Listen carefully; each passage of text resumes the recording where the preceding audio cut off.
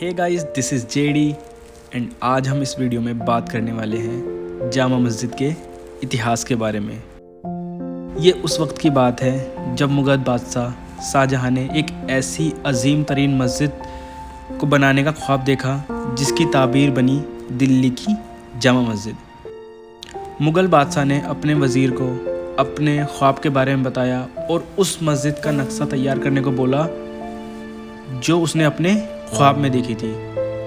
ये वो दौर था जब मुग़ल वास्तुकला अपने चरम पर थी।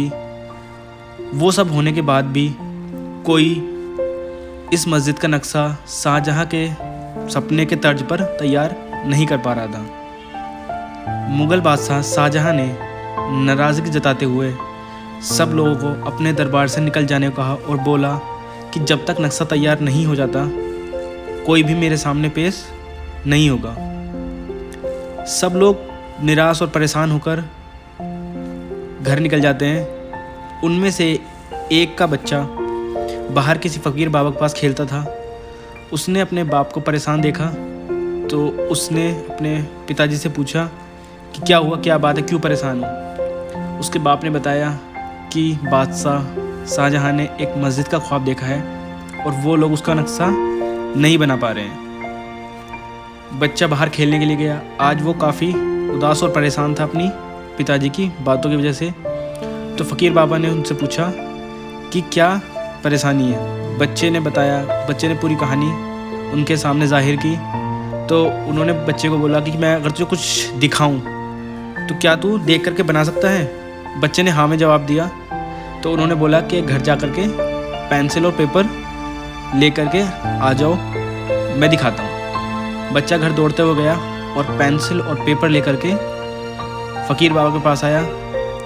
फ़कीर बाबा ने अपना कंबल उस बच्चे पे ढक दिया और कहा कि जब नक्शा तैयार हो जाए तो मुझे आवाज़ दे देना, मैं यहीं साइड में बैठा हुआ हूँ। कुछ समय के बाद बच्चे ने नक्शा बनाया और आवाज़ दी। वो बच्चा वो नक्शा लेकर के फिर अपने पिताजी के पास गया और वो नक्शा लेकर के शाहजहां के सामने पेश हुए। ये नक्शा उसी मस्जिद का नक्शा था जो शाहजहां ने अपने ख्वाब में देखा था। नक्शा देखकर शाहजहां काफ़ी खुश हुआ। नक्शे के बाद शाहजहां को एक ऐसी जगह की तलाश थी जो उसके तख्तो ताज से ऊंची हो, जहां मस्जिद बनाई जाए, क्योंकि शाहजहां को मस्जिद को अपने तख्तो ताज से ऊपर रखना चाहता था।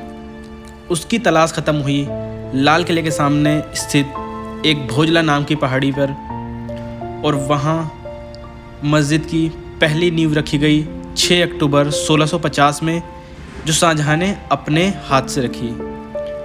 उसके बाद इस मस्जिद का काम करीबन 6 साल चला, जो कंप्लीट हुआ 24 जुलाई 1656 को। करीबन 5000 मज़दूरों ने 6 साल तक काम करने के बाद इस मस्जिद को तैयार किया।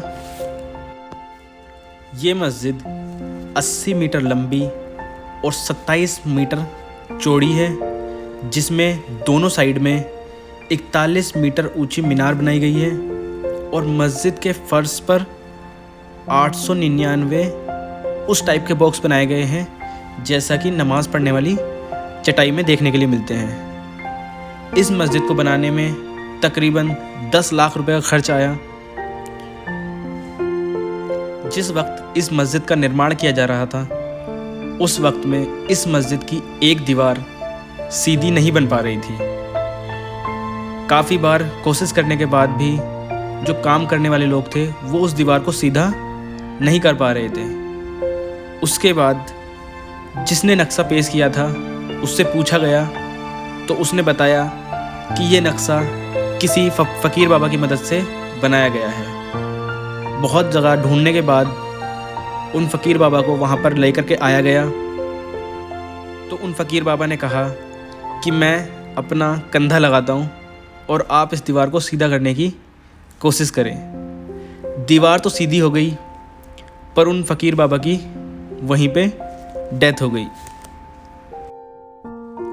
ये वो फ़कीर बाबा हैं जिनका मज़ार आपको जामा मस्जिद से लगकर देखने के लिए मिल जाएगा।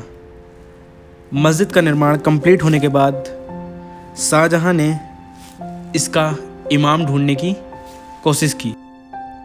शाहजहाँ को इस खास मस्जिद के लिए एक खास इमाम की तलाश थी।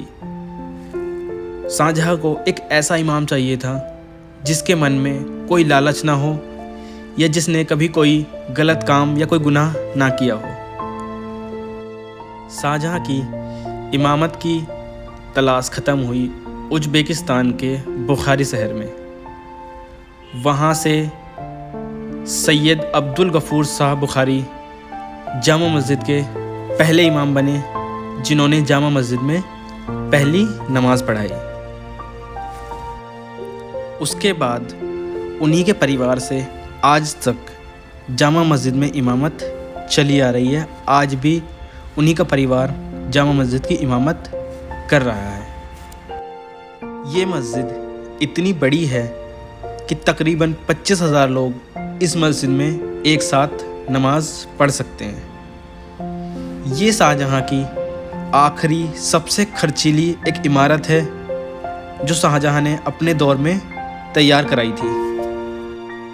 गाइज़, अगर आपको ये वीडियो या ये हिस्ट्री इन्फॉर्मेटिव लगी है तो कमेंट सेक्शन में लिखकर बताना। और कितने लोग इस हिस्ट्री के बारे में जानते थे वो कमेंट सेक्शन में लिख के बताना।